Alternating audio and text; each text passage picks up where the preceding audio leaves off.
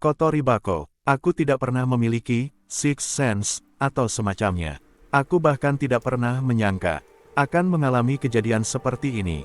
Jadi, aku akan menuliskan ceritaku di sini. Aku bahkan sudah mendapat izin dari temanku, jadi aku rasa semuanya akan baik-baik saja. Seperti yang aku bilang di awal, aku tidak memiliki kemampuan sixth sense sama sekali.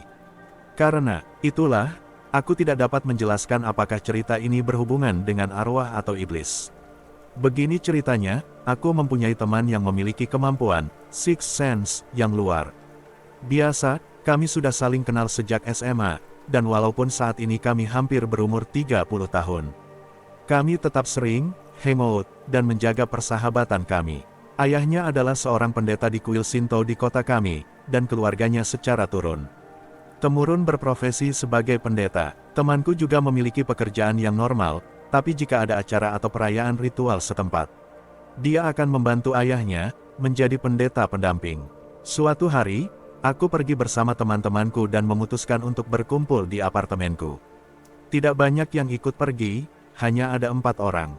Aku, Koji, Mamoru, Riho kekasih Mamoru, dan Haruna. Lagi-lagi Haruna datang terlambat, jadi kami bertiga menunggunya sembari berbincang. Tiba-tiba, Haruna menelponku, "Hei, maaf, lagi-lagi aku terlambat Tehi. Aku menemukan sesuatu yang menarik di gudang keluargaku." Ketika aku ingin menjawabnya, dia langsung memotong pembicaraan dan berkata, "Hei Koji, kau ahli dalam hal puzzle, riddle, dan semacamnya kan? Aku akan membawa benda ini ke sana." "Tunggu ya." Haruna menutup telepon sebelum aku sempat mengatakan apapun. Kami bertiga kembali berbincang. 40 menit kemudian, akhirnya Haruna tiba. Mamoru tiba-tiba bertingkah aneh. Dia juga mulai mengatakan hal-hal yang ganjil. "Sial, ini sama sekali tidak bagus." Dia terdiam merenung.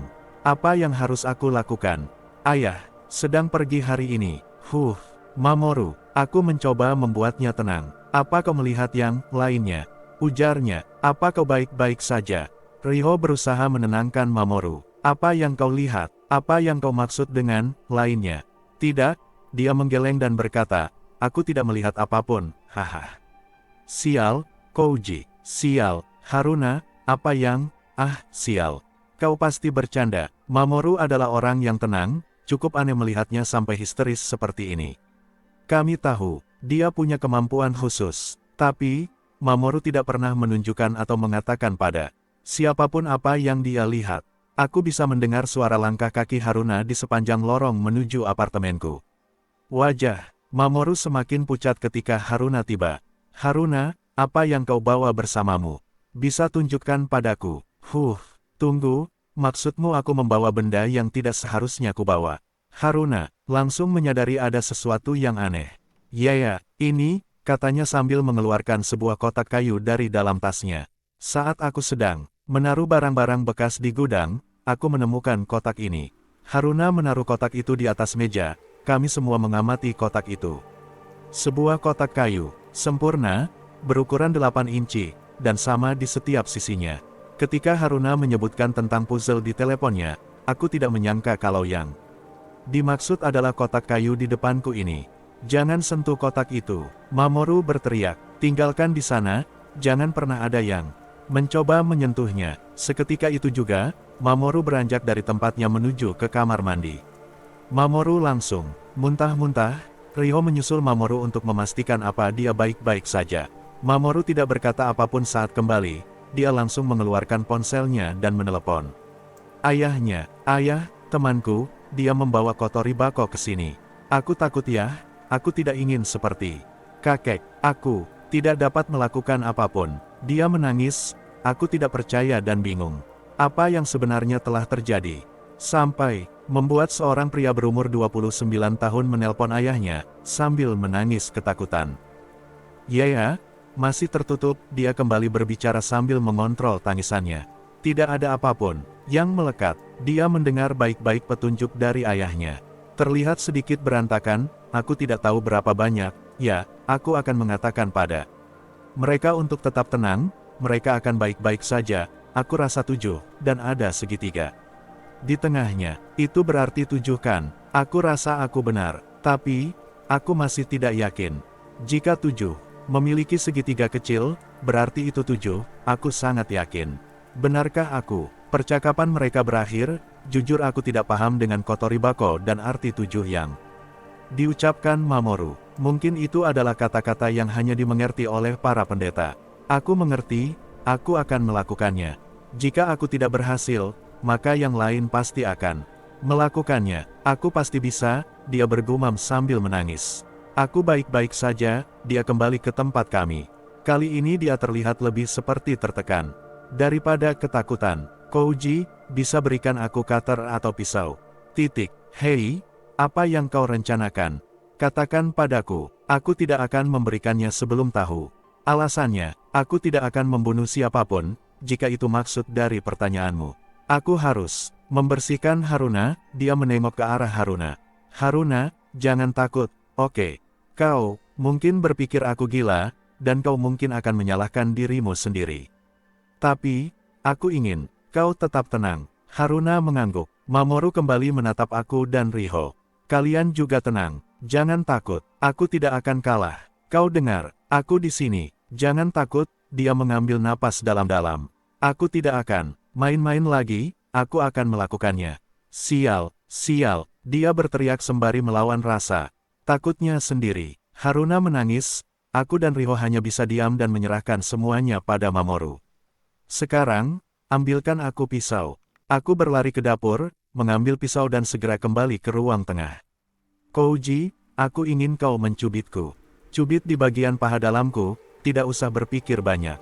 Lakukan saja, aku tidak tahu kenapa dia ingin aku mencubitnya, aku hanya menuruti perkataannya, aku mencubitnya dan sedikit kupelintir. Mamoru berteriak kesakitan, dia lalu mengambil pisau dan menggores telapak tangan serta telunjuknya. Haruna, buka mulutmu. Haruna membuka mulutnya dan Mamoru memasukkan telunjuknya yang dilumuri darah. Minum darahku, aku tidak peduli apa yang kau rasakan, tapi cepat.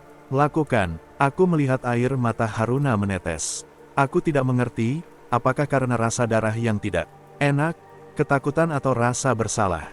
Aku tidak yakin apakah itu mantra atau doa, tapi Mamoru terus mengulang bacaan itu. Apapun yang Mamoru serukan, terdengar seperti bait puisi suci. Setelah Mamoru menyanyikan bait-bait suci itu, dia menarik jarinya dari mulut Haruna. Haruna pun muntah-muntah seketika itu juga.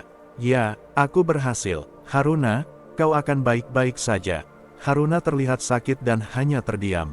Aku harap kakak melihatku, dia kembali melukai tangannya dan menyentuh bagian atas kotak. Itu sembari berujar, Kotori Bako, Kotori Bako. Aku tidak mengerti bahasa apa yang Mamoru dengungkan, tapi yang pasti, dia terlihat kesakitan. Tidak, ini tidak berhasil, mengapa? Andai aku dapat melakukannya, dia terlihat seperti akan menangis lagi. Kouji, bisa tolong telepon lagi ayahku. Aku mengambil ponselnya, dan menelepon ayahnya, lalu mendekatkan ponsel ke telinganya. Ayah, aku lupa lanjutannya, bisakah kau membantuku? Kemudian dia kembali membaca bait suci itu. Berakhir, selesai, semuanya sudah selesai. Mamoru kembali menangis, kali ini tangisnya terdengar bahagia. Riho mencoba membuatnya tenang. Ada satu hal yang membuatku bingung, Mamoru terus meletakkan tangan kanannya di atas kotak itu, dan terlihat enggan menyingkirkan tangannya. Kemudian, Mamoru meminta sesuatu yang dapat digunakan untuk mengikat tangannya pada kotak itu, kemudian aku ambil handuk kecil, dan mulai melingkari tangan kanannya, sehingga tangannya terus berada di atas kotak itu. Baiklah, apa ada yang ingin minum sake? Wajahnya datar, aku tidak yakin dia serius atau tidak. Apa? Kami bertiga serempak menjawab. Hahaha, nah, aku hanya bercanda. Kouji, bisa kau antar aku pulang? Aku dapat mengatakan bahwa wajah Mamoru terlihat sangat pucat, jadi, malam itu aku mengantar Mamoru pulang, bahkan bukan hanya Mamoru. Malam itu berakhir dengan aku mengantar pulang mereka ke rumahnya masing-masing. Mamoru mengambil cuti seminggu untuk beristirahat, kemarin aku baru saja mengunjunginya. Aku bertanya padanya soal isi kotak itu. Tentang itu, dia terlihat seperti enggan menjawab apa yang sebenarnya terjadi. Haruna mungkin tidak akan senang jika tahu kotak itu sudah dibawa oleh ayahku dan ditaruh di sebuah desa, jauh di dalam pegunungan, dan kau mungkin tidak ingin tahu kelanjutannya. Aku terus menanyakan tentang apa yang sebenarnya terjadi, tapi dia tetap tidak ingin memberi tahu kenyataan di balik kotak itu. Dia hanya mengatakan, di dalam kotak itu tersimpan benda terkutuk. Aku tidak tahu berapa jumlah pastinya, akan tetapi di dalam kotak itu terdapat banyak sekali tali pusar dan potongan ujung jari manusia. Kau tahu, kebencian orang-orang dapat berdampak kuat dan berubah menjadi sesuatu yang terkutuk. Itulah